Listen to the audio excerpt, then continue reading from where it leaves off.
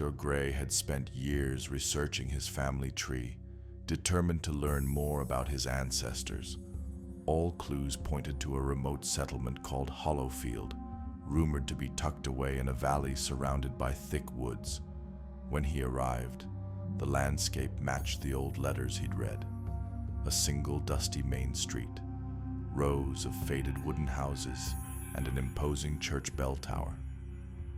There was a curious hush about the place. No cars, no modern signs of life, just muted footsteps of townsfolk dressed in drab clothes. As he stepped onto the creaking porch of the local inn, Hector felt an unsettling calm wash over him.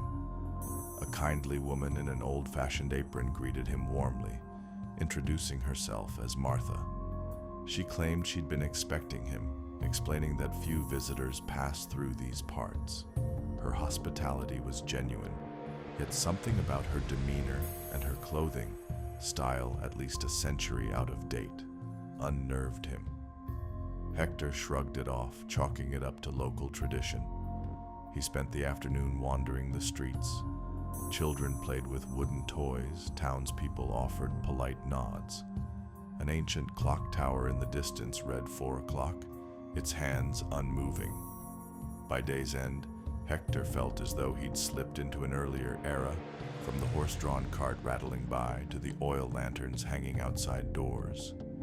He resolved to stay a night or two, hoping to track down burial records or documents in the old church.